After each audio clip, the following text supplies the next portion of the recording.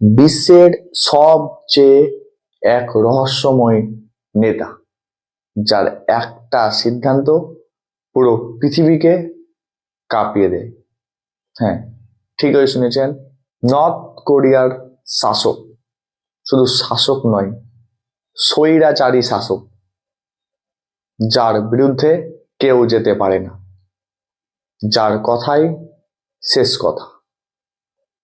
দেখুন, নর্থ কোরিয়াতে এক বংশানুক্রমিকভাবে শাসন ক্ষমতা চলে আসছে।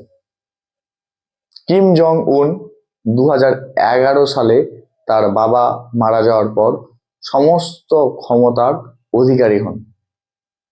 কিন্তু তার ক্ষমতা পাওয়ার পর পুরো নর্থ কোরিয়া এক যে সিস্টেমে চলে, তিনি নিজে নিয়ন্ত্রিত করেন। তিনি যেটা বলেন সেটাই ঠিক, অর্থাৎ সরকারের কথাই শেষ কথা। সেখানে বিপক্ষ মানেই মৃত্যু নিশ্চিত। কিম জং উন সেখানের প্রধান মিলিটারি, রাজনৈতিক সমস্ত লোকদের কিংবা সমস্ত রকম নিয়ম কানুন নিজেই পরিচালনা করেন।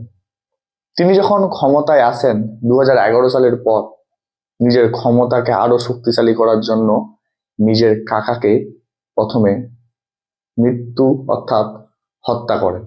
আবার পরে শোনা যায় নিজের ক্ষমতাকে আরো টিকিয়ে রাখার জন্য তার ভাইকে বিদেশে পাঠিয়ে দিয়ে সেখানে তিনি তাকে হত্যা করেন। কিম জং উন এই যে নিজেকে এইভাবে করে তার সাম্রাজ্য টিকিয়ে রেখেছে। অবশ্য তিনি প্রতিটা জিনিস খারাপ করেছেন এরকমটা কিন্তু নয়, কিছু জিনিস অবশ্যই ভালো রয়েছে, কিন্তু তার কিছু কাহিনী, তার কিছু অন্ধকার দিক আপনাদের সামনে তুলে ধরছি। দেখুন, নর্থ কোরিয়াতে আমাদের ইন্ডিয়ার মতো এরকম ইন্টারনেট ব্যবস্থা নেই। কেন নেই? কারণ বাইরের খবরাখবর কিংবা মানুষের মধ্যে যে গুপ্ত খবর বা রাজনৈতিক চেতনা একটা ইন্টারনেটের মাধ্যমে যেন না উঠতে পারে,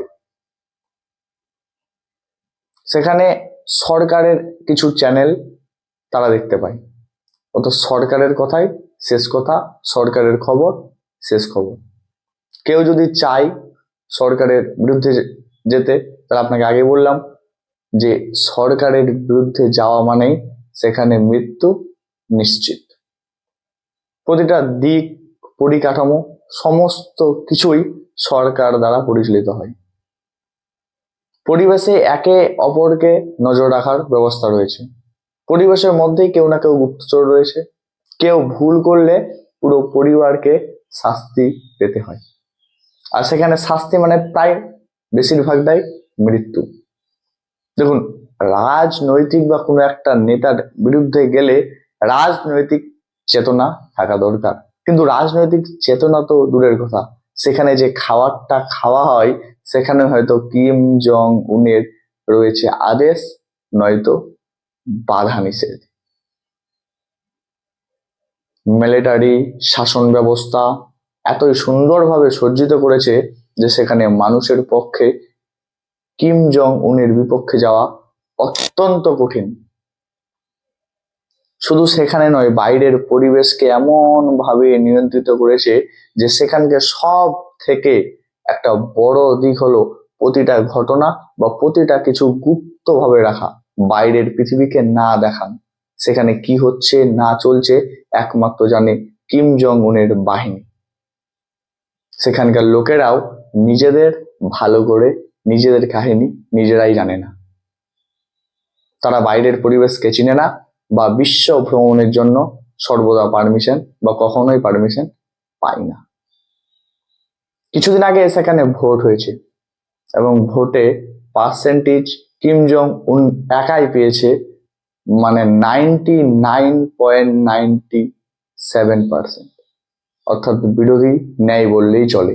কিন্তু তবু কিম জং উন বলেছে তারা কারা যে 0.3% তাকে ভোট দেয়নি। দেখুন, সেখানে ভোট প্রক্রিয়াটা সম্পূর্ণ ভিন্ন। প্রতিটা জায়গায় একটি মাত্র প্রার্থী থাকবে, একটি মাত্র প্রার্থী, এবং সেখানে অপশন থাকবে ইয়েস অর নো, অর্থাৎ আপনি যদি তাকে সাপোর্ট করেন তাহলে ইয়েস, আর যদি সরকারের বিপক্ষে যান তাহলে নো। দেখুন, প্রত্যেকে তো ভয়ে হোক বা যেভাবে হোক, সেখানে গণতান্ত্রিকতা ভাবে কিন্তু ভোট বা নির্বাচন হয় না। সেখানে আমার মনে হয় ভয়ের মাধ্যমে সকলেই ইয়েসেই ক্লিক করে। কিন্তু তবু কেউ যদি নো বাটনে ক্লিক করতে চায় তাহলে তাকে আবার আলাদা জায়গায় যেতে হয়। তবু সেখানে 0.3% মানুষ নো বাটনে ক্লিক করেছেন। কিন্তু কিম জং উন বলেছেন এই 0.3% যারা, তারা কারা? তবে বাকি দেখার।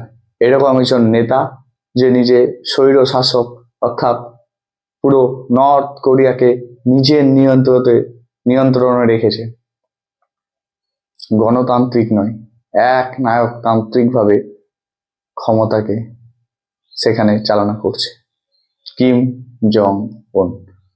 আরো আপনাদের তথ্য পেলে আমি জানানোর চেষ্টা করব। ধন্যবাদ।